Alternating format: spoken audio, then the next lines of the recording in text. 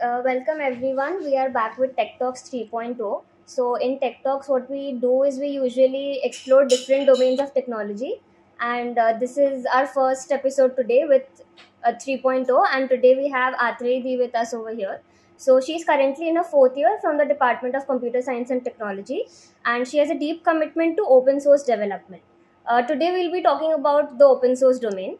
She successfully participated in Google Summer of Code, which is also known as GSOC, with Geom Scale, contributing to a research and development project with a strong mathematical focus.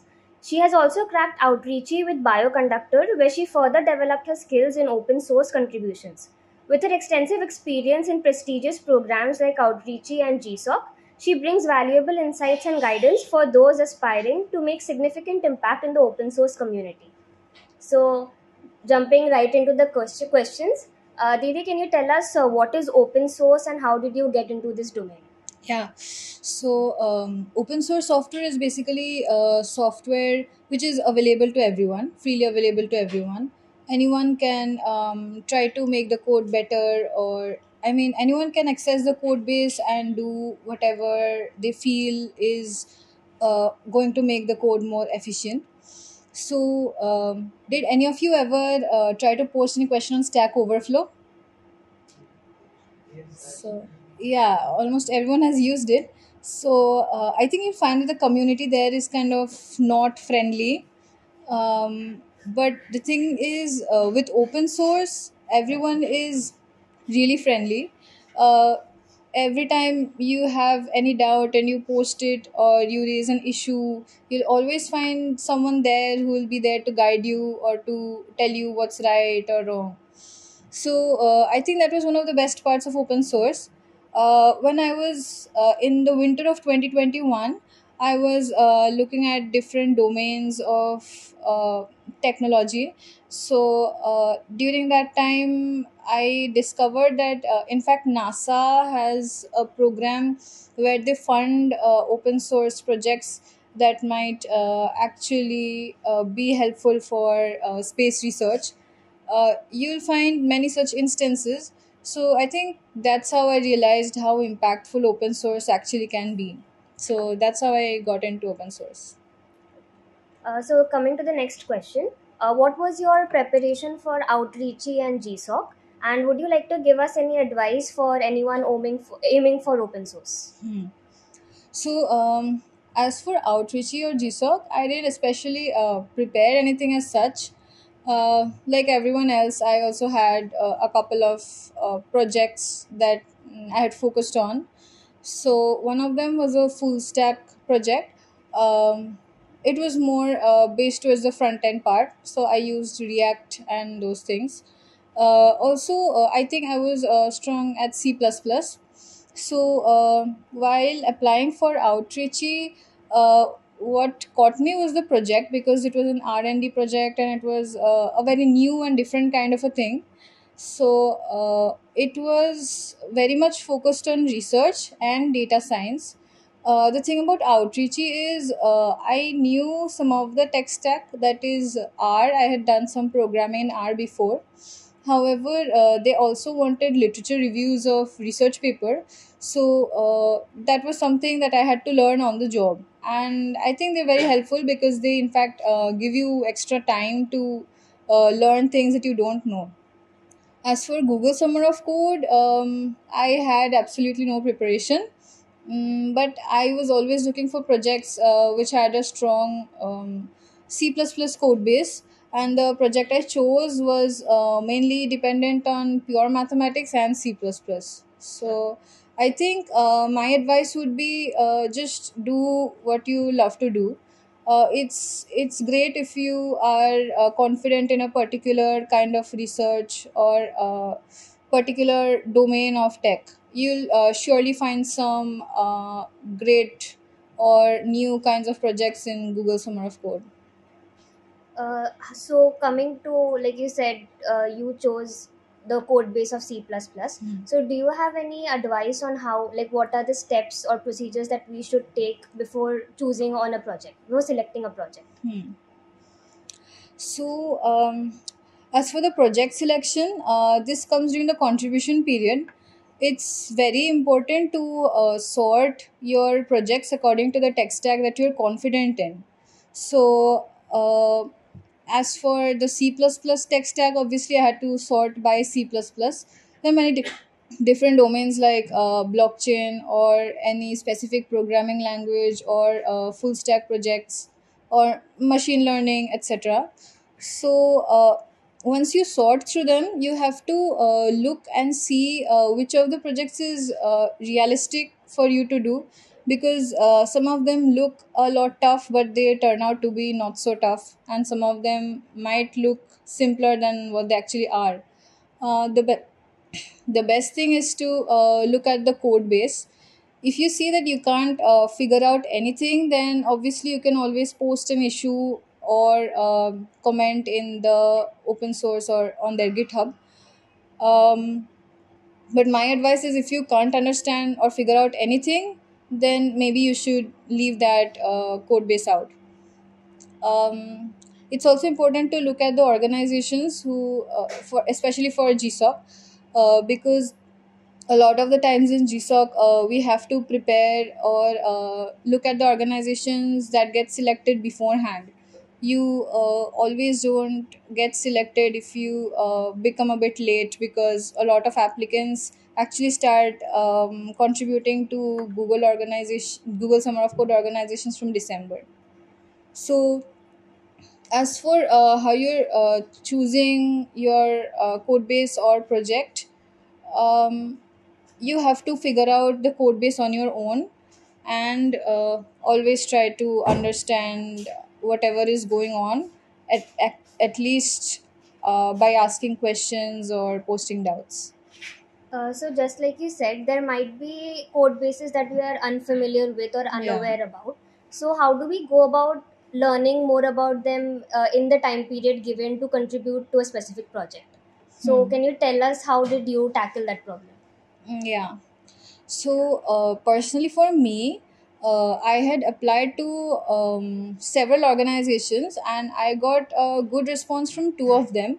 One was Per Data and the other one was Geomscale.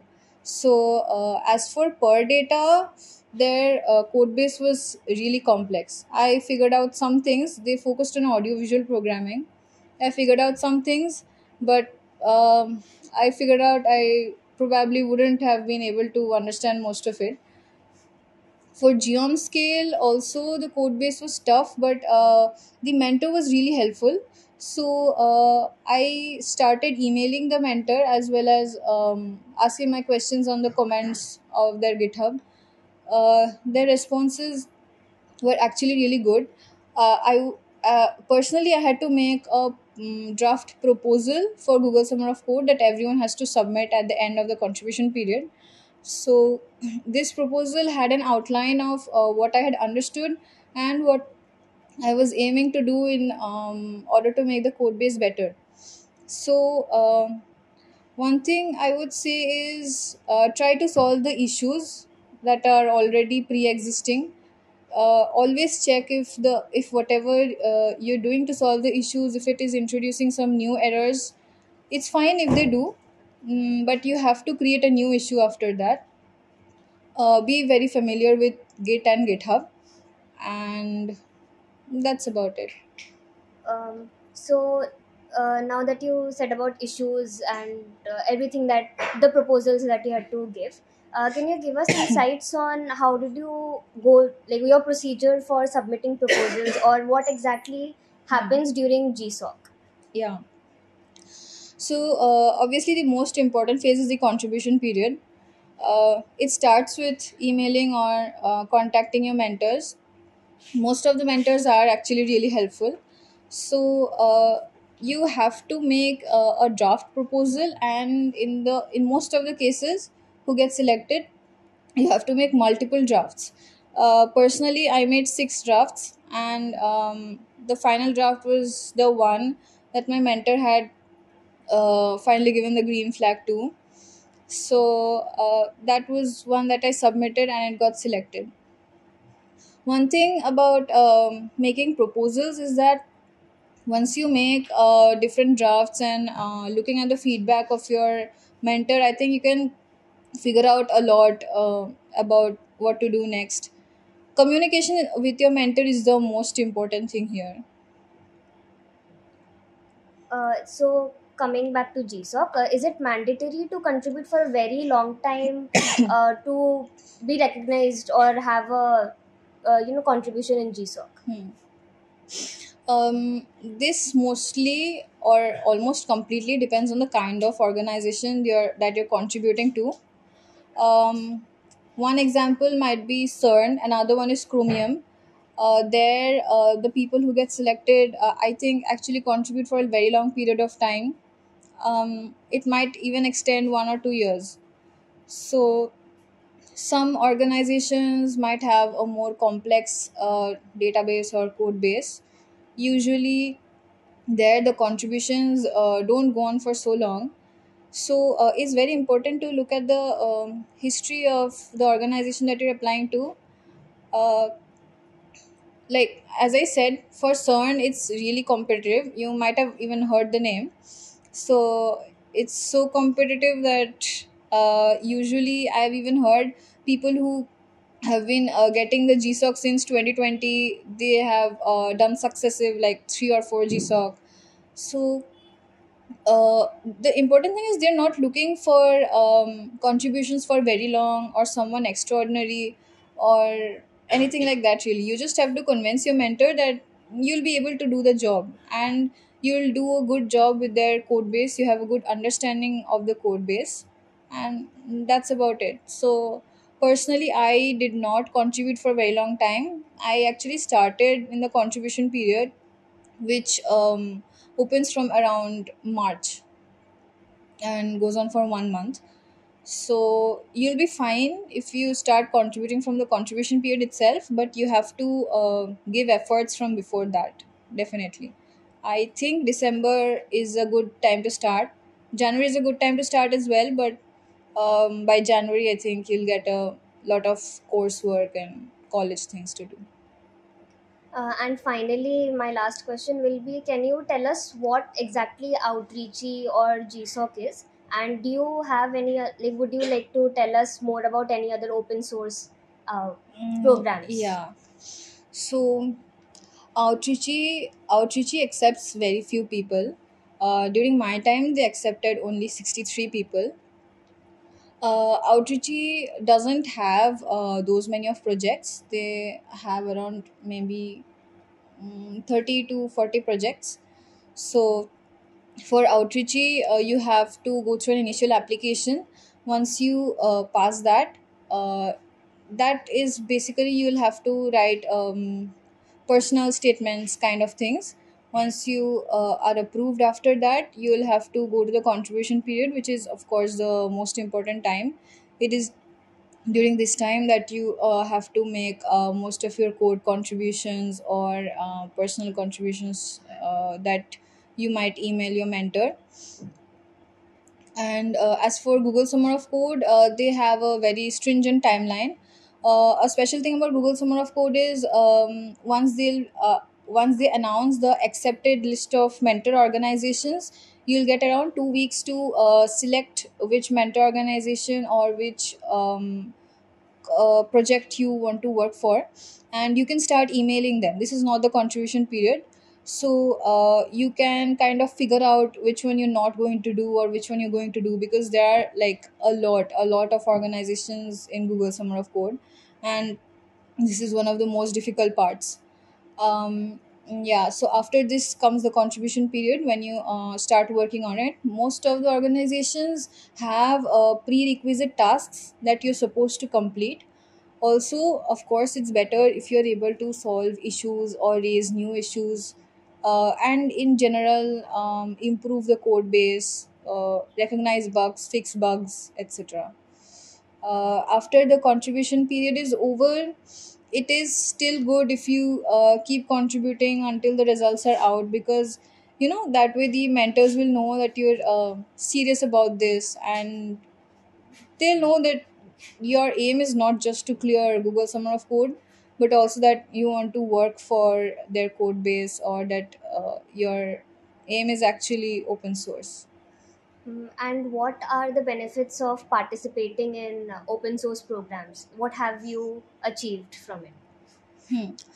I think the most important one is you get to learn how things work in the real life, because these projects at the end of the day are real life projects that are solving some very specific problems. A lot of them are research and development, so they are very new.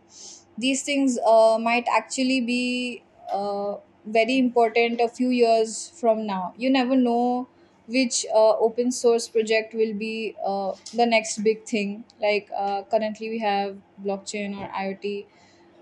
They have There are some very niche projects as well. Also, I forgot to mention, but several other programs are there, like Google Season of Docs, which is also open source, but it focuses on documentation. So I think that's a really good one.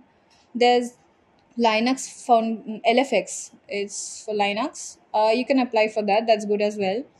MLH is there, but currently it's closed for Asian applicants. And there's the x.org endless vacation of code. So the special thing about this is it's open all year round. You can apply to it anytime, and you get a stipend. There's also the Hyperledger mentorship program, and Hyperledger is a part of Linux, and this mainly focuses on blockchain open source technology. So, is there anything that you want to tell the audience from your side about open source or anything in general?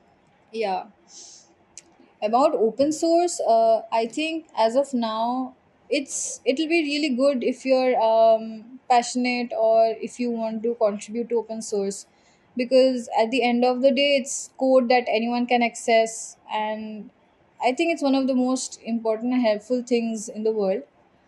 um, specific to google Specific to Google Summer of Code, like a lot of people just wanted to be a tag name at the top of their CV. But I think you should not look at it like that. Try to love what you're doing, try to understand the code base, and that should do it. Just don't think of it as something that is just to be achieved and it's all over then. As someone who has no experience in open source, what suggestions would you give them on how to start their journey? Hmm. It seems confusing at first, all the pull requests and issues and everything. So you have to play around a bit on GitHub. You will make mistakes, but one thing is, try to search things, try to Google things, try to solve mistakes on your own. That will help you even if you like make bigger or like terrible mistakes that might embarrass you later. Because one thing about the open source community is that they're actually nice. The worst insult that you can get in an open source community is Google it. That means you haven't done your homework. So yeah, don't be afraid to make mistakes. Uh, That's it. so now we are open to any questions that you all might have for Didi.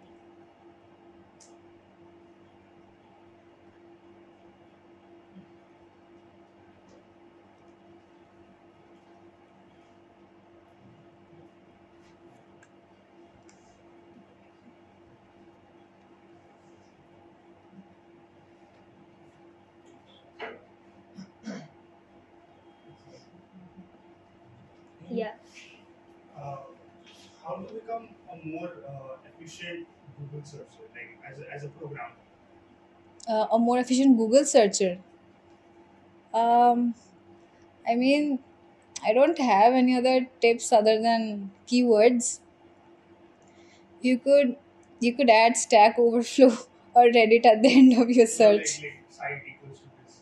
Yeah, That's yeah, one of the yeah. That is, yeah. like. But then like if there's some more tips on Nothing other than that really. I mean, if you Google how to be a better Google searcher, I don't have any more tips other than what you'll get there. Didi, can you explain about XORG, what you have said? Yeah, yeah. So this is open all year round. There are no specific project requirements that are present. You have to go to their code base, you have to look at their code base, and you have to look at the issues. It's good if you can solve issues. If you can spot some bugs, or if you see that you can fix something or make the code base better or more efficient, or say suppose, I'll give an example. Like I work for Geom Scale. One of my jobs was after I finished my work. Uh, One of my jobs was, there was other existing open source software that solved the same problem. So I had to look if what I did was giving a better performance than the other one. So you can check if any other code or software exists that can gives a better result. And if you find that you can improve the efficiency in some way and you can prove it, that will be a very good thing. So about this, what you have to do is you have to contact some mentor. You have to search for the mentors. Usually you'll get their email on their site. If you don't, you might have to search on places like Twitter. uh, Other than that, this is open all year round. So that's how you apply, just email them. Any other questions? So, are there any like prospective career options relating to open source contribution, and how does it like carry forward to in the corporate world, or what are the implications there in? Could you please Hmm. elaborate how it has helped you in corporate? Yeah. So, as for Google Summer of Code, you'll get a like when you apply for any Google job, your resume will be attached with a tag internally that says preferred candidate. So it doesn't guarantee that you'll get an interview, but it kind of makes you a preferred candidate. Other than that, some open source projects which have a huge impact or might have a huge impact tomorrow is present, and you have been contributing to it for a great amount of time, that should make an impact. But I think the greatest gain that you get is your skills improved, and you get to learn how real life projects work. Didi, Hmm. what is the main difference between a remote internship and this open source contribution? So, like we should go for remote internship or this open source contribution, and how this work, our work different makes a difference in open source contribution and remote internship. Like we are working on a real life project in both the cases, but what is the Hmm. difference in both the cases? I mean, open source is usually remote because I mean the concept is that you can access the code from anywhere, do anything. If you are saying are you talking about remote internships that are not open source? Yeah. So the difference is just, I mean, it's remote. There's no other such difference. uh, like you, other people can't access your code base if it's a remote internship, and if it's open source they can. So if you're asking which one you should prefer, it should be something that interests you more. Thank you. Then how much of experience difference do you see in both cases? Both cases, as in outreach and GSA. Is the on-site or open source? um, are you asking if you need experience to contribute to open source? No, how much of it difference you see? Like if we do an internship on-site, means by going to the company, or we are doing open source, because you told that open source is remote. So Yeah. what's the difference? What is the difference? So, how much experience do How you much gain experience? uh, comparatively in both on site and open source? Both have their own benefits or faults. So I think if it's not open source and a software or tech internship that's on site, your experience might actually be a lot more. You'll be learning soft skills as well. And but if you're looking at your technical skills, I think you shouldn't be comparing them. if your project is really good and if you're communicating with your mentor and actually putting in effort regularly, your experience will be in the technical department, your experience will be quite good. Which one should be preferred? See, it's completely dependent on you. uh, Whatever interests you more.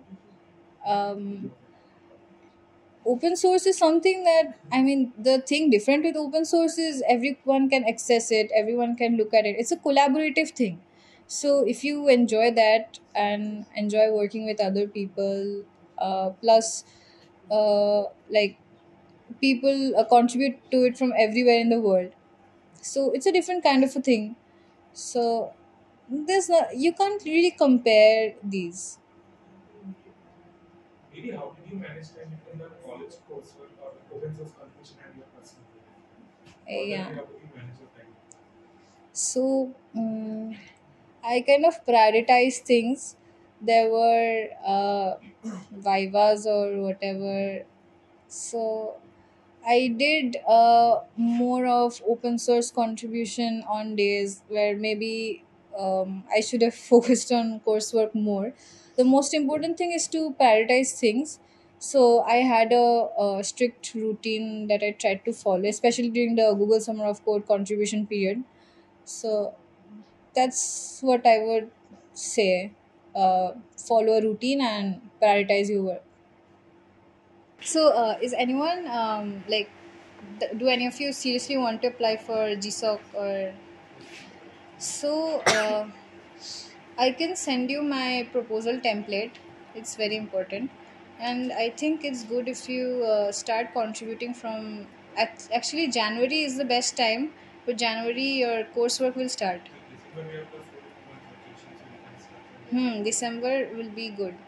Okay, but actually, like, not everyone can like contribute to these level companies from the beginning. So, what do you suggest they do for the beginning? As a beginning. As a beginner, best thing is just play around on GitHub. Try to understand the code bases. You have to understand things on your own. Don't start googling at first. Yeah, I think like Oktoberfest is like Hacktober. Hmm. That is also a very good chance. Like you have a proper list of projects and you and they have a lot of good first issues too. You can start Super. with that. Generally, domains for suggestion like these topics for repos to contribute and GitHub. So for the beginners who want to contribute. Domains as in ML, blockchain. Yeah, so topics for which will be friendly to beginners. So, Beginner friendly, I think projects that focus on specific programming languages. Like even my GSOC project focused mainly on only C++ and mathematics concepts. So if you'll get better at your programming language, etc. If you have some experience with ML, then go for ML projects as well. Otherwise, those are the best for beginners. How did you start your, like, what was your first step into open source? I mean, apart from the theoretical things, I think I did a course that's freely available by Google on Git and GitHub. So at first, it was very confusing to me, especially pull requests and things. Uh, it's important to make pull requests, I would say. um, you'll be really happy when your first pull request gets merged. So yeah, the first, actually forgot the code base where I made my first contribution, but it was in the December, in the winter vacation, not vacation, the December after my third semester. So you have to look around random code bases.